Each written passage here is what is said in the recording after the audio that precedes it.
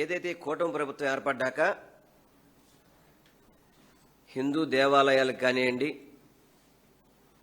హిందూ భక్తులు కావచ్చు, అదేవిధంగా దేవాలయాల పరిరక్షణలో కావచ్చు, పూర్తిగా కూడా విఫలమైంది. దానికి నిదర్శనమే తిరుమల తిరుపతి దేవస్థానంలో సాక్షాత్తు క్షేత్రపాలకుడైన ఆంజనేయ స్వామి విగ్రహాన్ని ఏదైతే మనకి కాలినడకలో కావచ్చు, అదేవిధంగా కారులో వెళ్ళినా కానీ ఘాట్ రోడ్డు మధ్యలో ఏదైతే ఆంజనేయ స్వామి విగ్రహం క్షేత్రపాలకుడు ఉంటాడో ఆ విగ్రహం అపహరించడం అంటే తిరుమల తిరుపతి దేవస్థానంలో పరిపాలన ఏ విధంగా ఉందో మనందరం కూడా అర్థం చేసుకోవాల్సిన అవసరం ఉంది. తిరుమల టీటీడీ చైర్మన్ కానివ్వండి, పైన కొండ మీద ఉండే ఎడిషనల్ ఈవో కానివ్వండి, అదేవిధంగా ఈవో కానివ్వండి, ముఖ్యంగా దేవాదాయ శాఖ మంత్రి కానివ్వండి, నేను వెంకటేశ్వర స్వామికి పరమ భక్తుడని చెప్పి అనే చంద్రబాబు నాయుడు కానివ్వండి, సనాతన ధర్మానికి నేనే ఈ రాష్ట్రానికి బ్రాండ్ అంబాసిడర్ అని చెప్పుకునే పవన్ కళ్యాణ్ గారు కానివ్వండి, ఇంత దుర్మార్గపు ఘటనలు జరుగుతుంటే కనీసం మీకు జ్ఞానం కూడా లేదా? మీకు తిరుమల తిరుపతి దేవస్థానంలో ఈ కూటమి ప్రభుత్వం ఏర్పడ్డాక బిఆర్ నాయుడు చైర్మన్ అయ్యాక ఎప్పుడు జరగని సంఘటనలన్నీ కూడా ముక్కోటి ఏకాదశి రోజు నాడు భక్తులు చనిపోవడం కానివ్వండి, తిరుమల తిరుపతి దేవస్థానంలో చెప్పులోసుకుని వెళ్ళడం కానివ్వండి, ఎప్పుడైనా ఈ ఘటనలు జరిగినాయి? అసలుకి ఎప్పుడైనా తిరుమల తిరుపతి దేవస్థానంలో భక్తులు చనిపోవడం అనేది ఎప్పుడైనా జరిగిందా?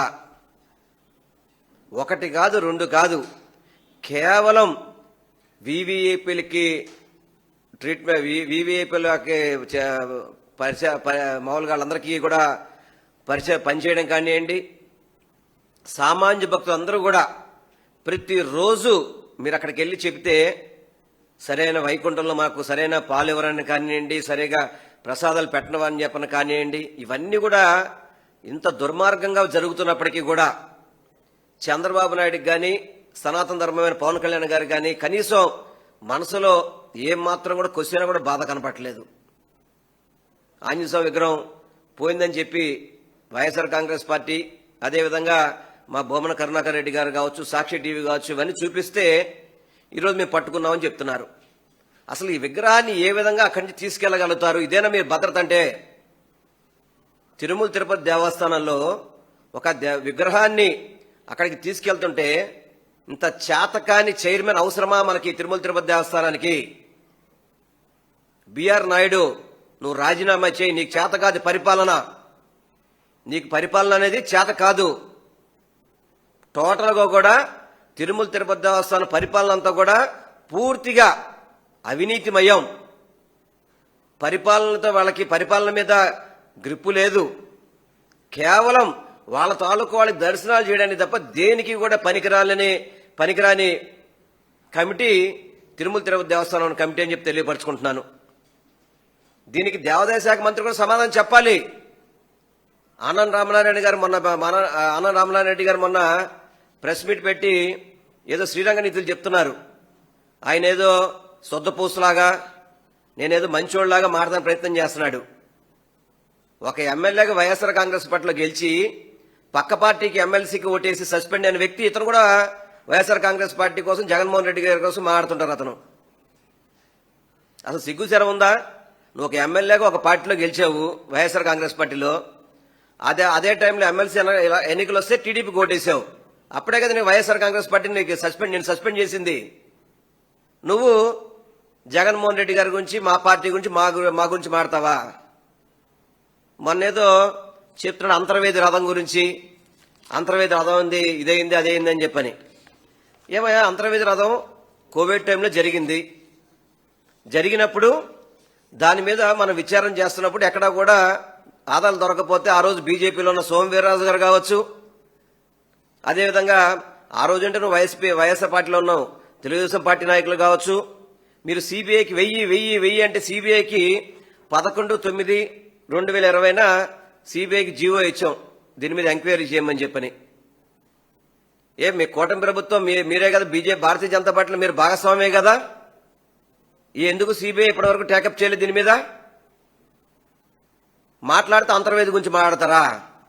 అంతర్వేది రథంది ఏదైతే ఇవన్నీ కూడా ఆ రథం ఆ రోజు దగ్ధమైనప్పుడు కరెక్ట్గా మళ్ళీ ఆ పండగ లోపే ఆ రథాన్ని పునర్నిర్మించిన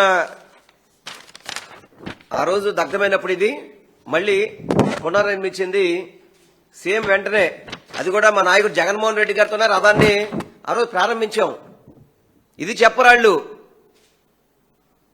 అదేవిధంగా 2014 నుంచి 19 మీ తాడేపల్లి గూడెంలోనే ఆ రోజు దేవాదాయ శాఖ మంత్రిగా ఉన్న మాణిక్యాలనగర్ కాన్స్టిట్యూన్సీలోనే ఇలాగే రథం దగ్ధమైతే మీరు నిర్మాణం చేశారా?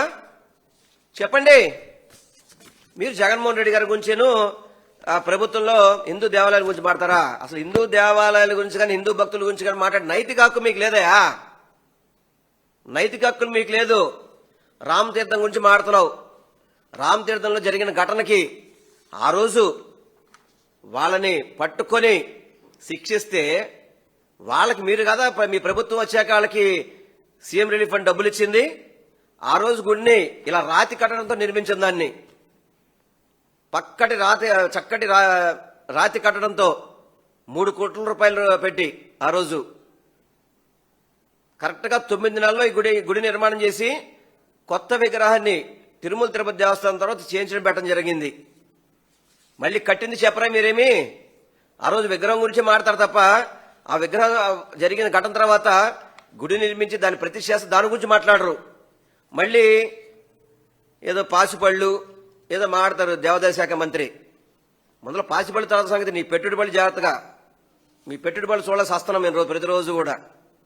అదేవిధంగా అమ్మవారి గుళ్ళో వెండి సింహాల గురించి మాట్లాడతాడు. అసలు దేవాదాయ శాఖ మంత్రి కనీసం ఏమాత్రం బుద్ధి జ్ఞానం ఉంటే గనక ఆ దేవాదాయ శాఖ మంత్రి మాత్రం కనుక ఆయనకి గ్రిప్ ఉంటే ఆ రోజు వెండి చోరీ జరిగినప్పుడు వెంటనే పట్టుకొని ఆ దొంగను పట్టుకొని శిక్షించి వెండి అంతా రికవర్ చేశాం. రామనారాయణ రెడ్డి గారు సో చూడండి, ఇది అంటే మీకు ఒక దేవాదాయ శాఖ మంత్రిగా నువ్వు అన్ఫిట్ అని చెప్తున్నా నేను. మీ దేవాదాయ శాఖలో ఇన్ఫర్మేషన్ నీ దగ్గర లేదా? ఏది ఇది 23లోనే అతని దగ్గర రికవర్ చేసి వెండిని కేసు కట్టి లోపల వేస్తే ఆ వెండి ఎక్కడ వ్యక్తి పశ్చిమ గోదావరి జిల్లాకు చెందిన జక్కంపూడి సాయిబాబా అని చెప్పని అతను చోరీ చేస్తే అతను మళ్ళీ అక్కడ ఒక వెండి షాపులో విక్రయిస్తే మొత్తం రికవరీ కూడా చేసేవాడు. మొత్తం కమలేష్ బంగారం వ్యాపారికి విక్రయించాడు అతను. అది మొత్తం రికవర్ చేసి వెండి అంతా కూడా రికవర్ చేస్తే ఏం మాట్లాడతావు అసలు నీకు? అసలు నీకు అవగాహన ఉందా? వయసు పెరిగింది మతిపోయిందేమో అనుకుంటా నేను. ఆనంద రామనారాయణ మాట్లాడేటప్పుడు కొంత అవగాహనతో మాట్లాడండి. ఏదో మాట్లాడాలి కదా, మేము మాట్లాడితే గాని చంద్రబాబు మమ్మల్ని గుర్తించడేమని చెప్పని ఊరికే మాట్లాడితే కుదరదు. ఇవన్నీ కూడా గతంలో మా ప్రభుత్వ హయాంలో జరిగినవన్నీ కూడా టీడీపీ కుట్రలే. ఆ రోజు ఏదైనా కొత్త పథకం వస్తుందంటే చాలు ముందు రోజో ఆ ముందు రోజో ఇటువంటి ఘటనలు జరిగేవి. ఆనాడు డీజీపీ కూడా అప్పట్లో ప్రెస్ మీట్లన్నీ పెట్టాడు, ఎప్పటికప్పుడు చెప్పడం జరిగింది. ఆ రోజు ఘటనలన్నీ కూడా మీరు కావాలని మతాల్ని రెచ్చగొడటానికి, మత విద్వేషాలు రెచ్చగొడటానికి అవన్నీ కూడా మీరు చేసిన కుట్రలు. మీ ప్రభుత్వంలాగా 2014 నుంచి 2019, 2016లో ఎన్ని దేవాలయాలు కూల్చేశారండి మీరు? ఒకటా రెండా? ఎన్ని దేవాలయాలు కూల్చేశారు మీరు? దాదాపు అడ్డగోలుగా కూల్చేశారు. మామూలుగా 1, 2 కాదు. ఆ విగ్రహాలు తీసుకెళ్లిపోయి చూడండి ఏ విధంగా విగ్రహాలు పడేశారో.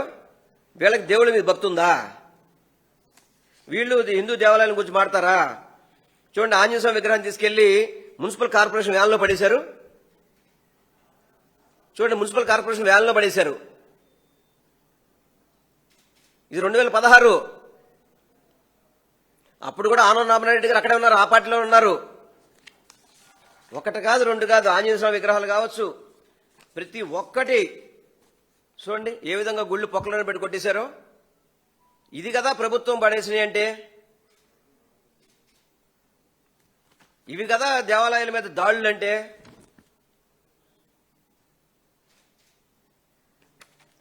ఇవి ఒకటి రెండు కాదు, బోల్డ్ ఉదాహరణలు చూపెడతా మీకు. ఏ విధంగా విగ్రహాలని ఫుట్పాత్ మీద పడేసా చూడండి. ఇవన్నీ కూడా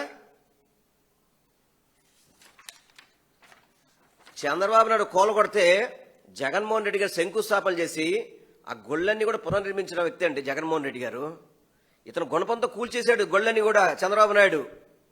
జగన్మోహన్ రెడ్డి గారు భక్తి శ్రద్ధలతో ఆ గుళ్ళన్నీ కూడా శంకుస్థాపన చేయడం కాదు, ప్రారంభించడం జరిగింది ఆ గుళ్ళన్నీ కూడా. నీకు చంద్రబాబు నాయుడు గారు రోజు నీ క్యాన్వే అటే వెళ్తుంటది. ఆ శనీశ్వర స్వామి గుడి చూడు, ఆంజనేయ స్వామి గుడి చూడు, ఇవన్నీ కూడా జగన్మోహన్ రెడ్డి గారు కట్టించారు. ఇవన్నీ కూడా నువ్వు పడేస్తే నువ్వు అటువైపు రోజు తిరుగుతుంటావు, కనబడవని కళ్ళకి. నువ్వు హిందూ మతం గురించి హిందూ భక్తుడికి చెప్పుకుంటావు. నువ్వు హిందూ భక్తుడు అని చెప్పుకొని ఓట్లు దండుకోవడానికి ప్రయత్నం చేస్తావు. అదేవిధంగా నీ జీవిత చరిత్రలో ఎప్పుడైనా కానీ రాష్ట్ర ప్రభుత్వం నుంచి ఒక దేవాలయానికి డబ్బులు ఎప్పుడైనా ఇచ్చావా? జగన్మోహన్ రెడ్డి గారు 2020లో 70 కోట్ల రూపాయలు అమ్మవారి గుడికి 70 కోట్లు ప్రభుత్వం నిధులు ఇచ్చాడు. నీ జీవితంలో ఎప్పుడైనా నువ్వు ఇచ్చావా? మీరు మాట్లాడితే వైసీపీ మీద మాట్లాడతారా? మీరు 70 కోట్ల రూపాయల జీవో అండి ఇది.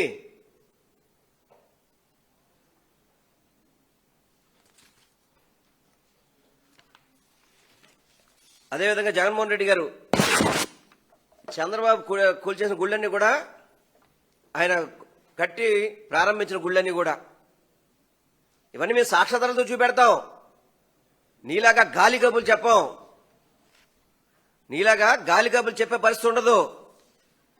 వయసులో పెద్ద ఆయన కదా, ఎందుకని చెప్పని మాట్లాడుతుంటే ఏదో జగన్మోహన్ రెడ్డి గారిని తిడితే చంద్రబాబు నాయుడు అతన్ని ఏదో దగ్గర తీసుకుంటాడని చెప్పని దిక్కుమాలిన ఆరోపణలు చేయబాకండి. ఇప్పటికైనా కానీ దేవాదాయ శాఖని, ముఖ్యంగా తిరుమల తిరుపతి దేవస్థానంలో పవిత్రత దెబ్బతింటుంది.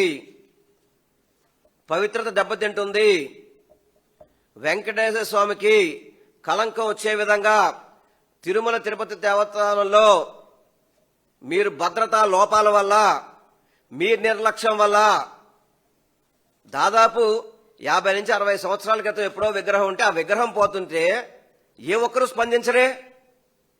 ఏ పవన్ కళ్యాణ్ గారు ఇప్పుడు గుడిమెట్లు కడగాలి కదా, కడగరా గుడిమెట్లు? ఇది మీ తప్పిదం కాదా? అంటే నిజంగా జరిగితే పవన్ కళ్యాణ్ గారు ఏమీ కడగరు. అబద్ధాలకి, తప్పుడికి, వాటికి పవన్ కళ్యాణ్ గారు గుడిమెట్లు వచ్చి కడుగుతారనమాట. అప్పుడు సనాతన ధర్మం, దీక్ష, బట్టలు అన్ని అప్పుడు గుర్తుకొస్తాయి. సనాతన ధర్మం అనేది ఒక రోజు ఉండి ఒక రోజు పోయేది కాదండి. దేవుడి భక్తి అనేది ఒక రోజు ఉండి ఒక రోజు పోవడానికి లేదు, ప్రతిరోజు ఉండాలి. దానికి బూట్లు వేసుకొని పూజ చేయడాలు మీరే మాకు చెప్పేది. దయచేసి చెప్తున్నాం, మళ్ళీ దేవాదాయ శాఖ కానివ్వండి, తిరుమల తిరుపతి దేవస్థానం కానివ్వండి, సింహాచలంలో ఆ రోజు చందనోత్సవానికి భక్తులు చనిపోవడం కానివ్వండి, కాశీబొగ్గలో కానివ్వండి, ఇవన్నీ కూడా వీళ్ళ అసమర్థతే. ముఖ్యంగా వీళ్ళు హిందూ భక్తులందరికీ కూడా చెంపలేసుకుని క్షమాపణ చెప్పాలి. 2014-19 లోపు గోదావరి పుష్కరాలు 30 మందిని పొట్టం పెట్టుకున్నారండి షూటింగ్ కోసం, సినిమా షూటింగ్ కోసం. పూర్తిగా హిందూ దేవాలయాలకి భద్రత కరువైపోయింది. మళ్ళీ దేవాదాయ శాఖ నిధులు తీసుకెళ్లి తల్లి కొందరం డబ్బులు ఇస్తున్నారు వీళ్ళు. చూడండి ఎంత విడ్డూరం ఇది. వీటన్నిటికీ కూడా మీరు మూల్యం చెల్లించుకోక తప్పదు. ఇప్పటికైనా కానీ భక్తి శ్రద్ధలతో దేవాలయాల మీద పరిపాలన చెయ్యండి. తిరుమల తిరుపతి దేవస్థానం పవిత్రత కాపాడండి. అంతే తప్ప మీరు ఓన్లీ రాజకీయం కోసం దేవుళ్ళని వాడుకుంటారని చెప్పని హిందూ భక్తులకు కానీ హిందూ దేవాలయాలకు కానీ సరిగ్గా కనుక లేకపోతే వైఎస్ఆర్ కాంగ్రెస్ పార్టీ తప్పకుండా ఉద్యమాలు చేస్తాము. మా దేవాలయాల్ని కాపాడుకుంటాము. మా భక్తులకు కూడా మేమే అన్ని విధాలు చూసుకుంటామని మీ ద్వారా మేము తెలియపరుచుకుంటున్నాం.